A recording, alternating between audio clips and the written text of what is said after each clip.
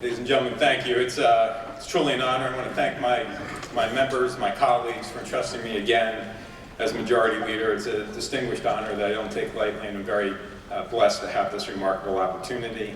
Before I start my remarks, I want to welcome Governor Jim Florio, who's here with us today. Governor Florio, please.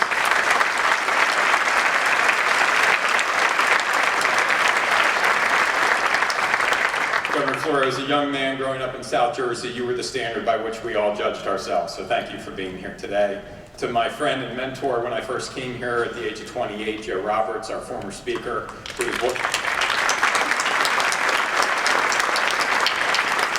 those of you who serve in the legislature, interacted with the legislature, you know that the standard by which we all judge ourselves is Speaker Roberts, so thank you for that as well.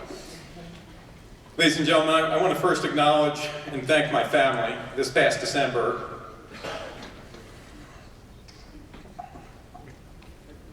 my wife and I celebrated our 24th wedding anniversary. I'm not upset because I've been with her for 24 years and I'm really very proud of it. Cindy, you've been a part of this journey from the very first day. We got engaged in my first campaign. We got married December 30th, and I was sworn in on January 11th. Thank you for always reminding me what is important in life and making me better at what I do.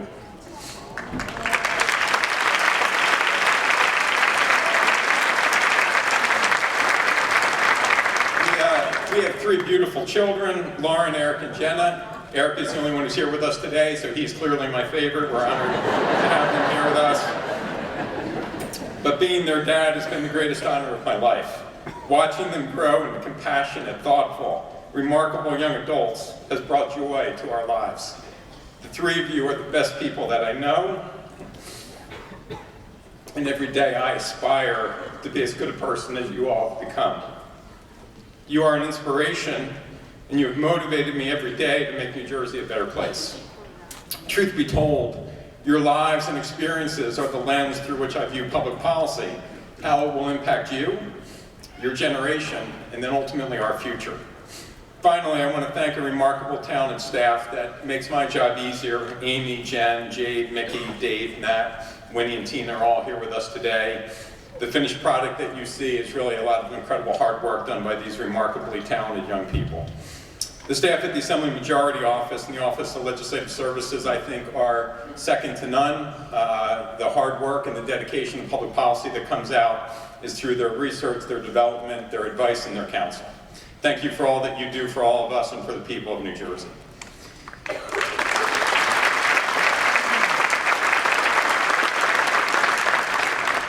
Today, I step to the podium for my 13th term in the legislature and my 5th term as Majority Leader. It's the only elected office I've ever held. It has been an honor to represent the people of the 6th Legislative District in this remarkable state, the state of New Jersey. When I was first elected to the General Assembly in 1995, I was one of only 30 Democrats, and the Republicans at the time had held a 50-member majority. Today, we return 52 Democratic members. In fact, the Democrats have now held our longest majority in the Assembly in New Jersey.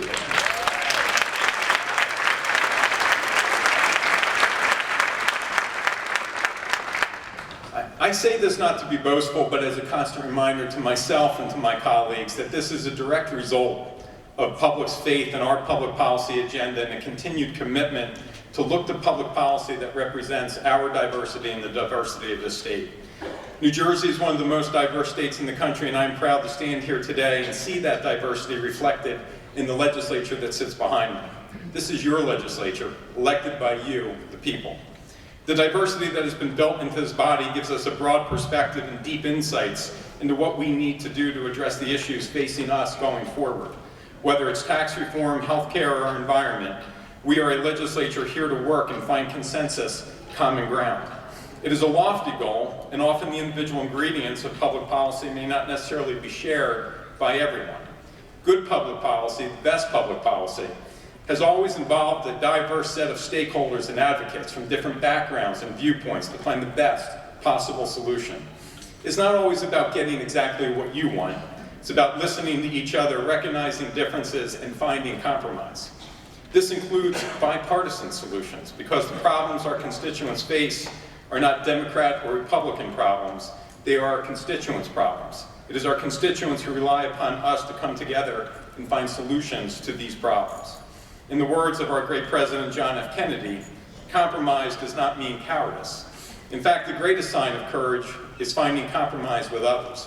It is called diplomacy. As my wife often reminds me, she could agree with me, but then we would both be wrong.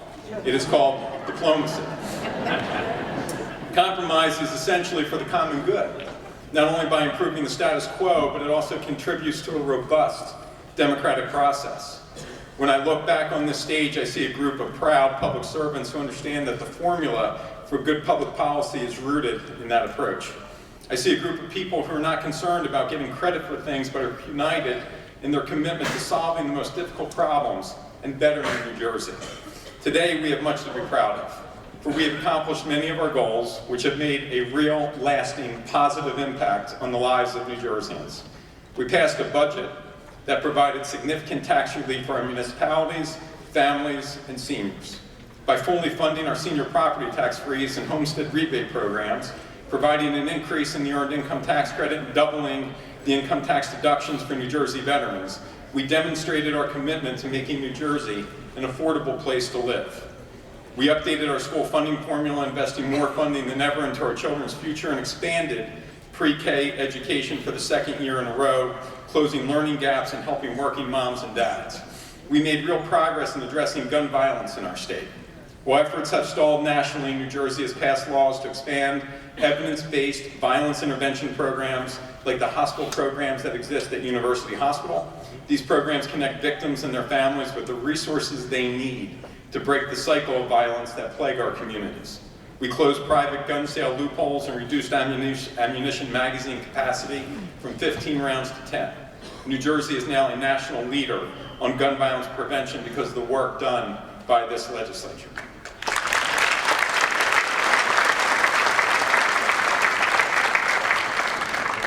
We have taken some of the boldest steps to ensure that everyone, regardless of age, sex, race, or ability to pay, has access to high-quality health care. We reserved and preserved the Affordable Care Act in New Jersey against repeated attempts by Washington to dismantle it. Because in New Jersey, we believe that access to affordable health care is a right, not a privilege.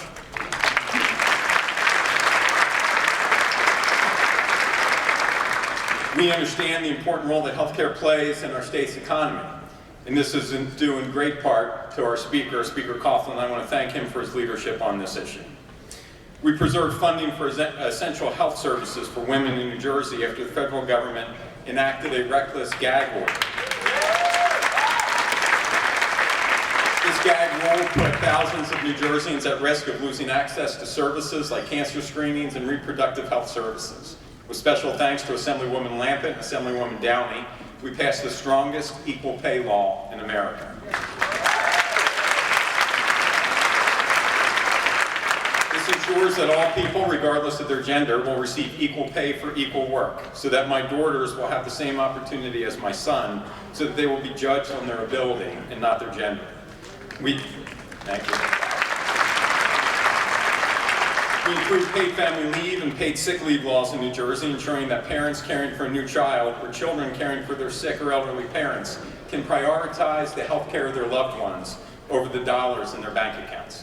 Here in New Jersey, we led the country once again by fighting for an increase in our minimum wage, putting us on a path to $15 per hour.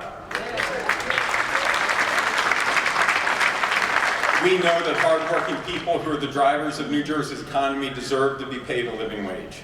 We provided driver's license to undocumented immigrants, which will make our roads safer and make it easier for thousands of workers to provide for their families. I want to thank Assemblywoman Chiano for her powerful voice in this fight. Finally, we have fought for justice for the less fortunate in our communities. People who deserve a second chance in life have found a tireless advocate in legislators like Jamel Holley, who deserve credit for thousands of New Jerseyans that got the help to get back on their feet every year. This past election, a historic election for Democrats in New Jersey, shows that we have made great progress in delivering on our promises to the residents and finding the balance of our policy that speaks in an inclusive way to our state's diversity. It was hard work, it was not always easy, it was certainly not always popular. But it was the right thing to do, and it is something that we call diplomacy.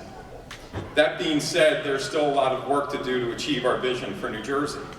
2 years ago, I stood at this podium. I was worried about the future of this country and the rising hatred and intolerance for one another based on skin color, religion, immigration status, sexual orientation, and gender identity.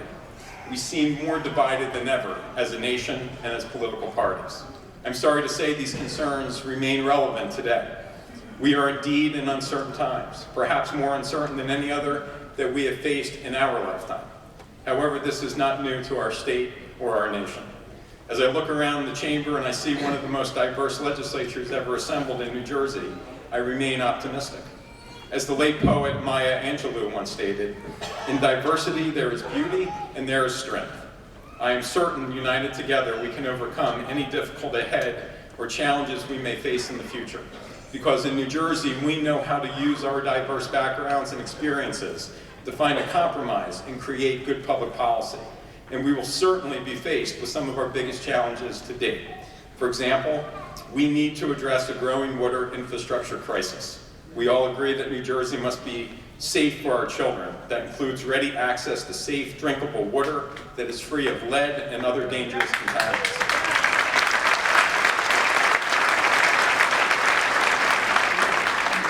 Kids in school should not have to worry that water from their drinking fountains or food from their school's cafeteria could expose them to dangerous amounts of lead, nor should expecting parents have to worry that drinking their own tap water could seriously harm their child's development.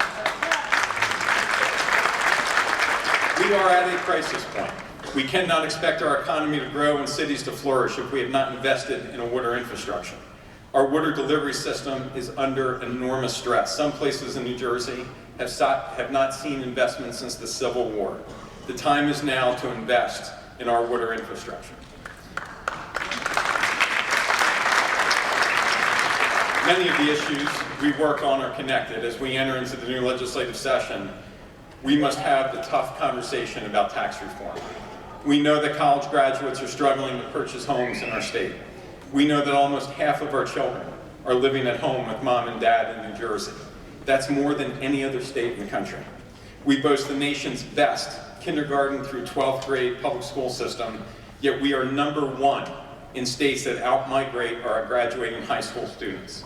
And seniors, many of whom are living on fixed incomes, simply can no longer afford to stay in New Jersey. They are moving to Florida or California or Texas. But more importantly, the vast majority of them are only moving a few miles away to Pennsylvania and New York. Living under Pennsylvania's flat income tax, a family would need to make a little over $130,000 in order to come out ahead of New Jersey's progressive income tax. New York infamously boasts the highest overall tax burden in the nation, yet both of these states are attracting our residents. So we know it is not their overall tax policy that is more attractive. It is a broken, antiquated property tax system that single-handedly is crushing New Jerseyans, and the people are responding and voting ultimately with their feet by turning away from New Jersey and choosing somewhere else to raise and retire their families. I know everyone on this stage wants to make New Jersey a viable place for our next generation of residents to live and work. We all want our parents and grandparents to stay after they retire. Many of the individuals on this stage have voted for a 2% property tax cap. We voted for pension and benefit reform. We voted for arbitration reform and shared services. All intricate, important, difficult public policy. Yet no one's property taxes have gone down. It is why I believe comprehensive reform for our property tax system is needed. If we want to fix the affordability crisis in New Jersey, we must attack it head on. We have to look at bold, innovative ways to address this issue. One solution that I think must be considered again is calling our citizens forward in a citizens' convention on property taxes. Our citizenry are one of the most affected by this property tax crisis. We have one of the most educated residents in any state in the country. I believe they are also the ones best positioned to help us solve it. The time is now for major policy changes to our regressive and outdated property tax structure. And I stand ready to work with this governor, this legislature, and any advocacy group in a bipartisan effort to move New Jersey forward. I remember like it was yesterday when my mother, the first woman mayor of Cherry Hill, now joined by my friend Sue Angulo, the new mayor of Cherry Hill,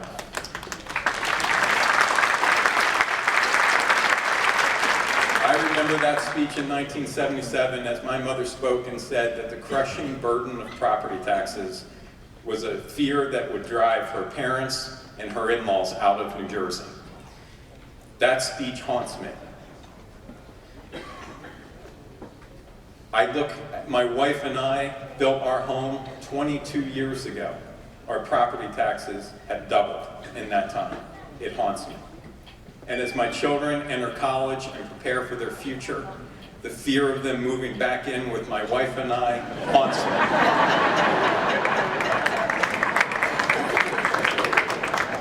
This is an issue that I desperately want to fix.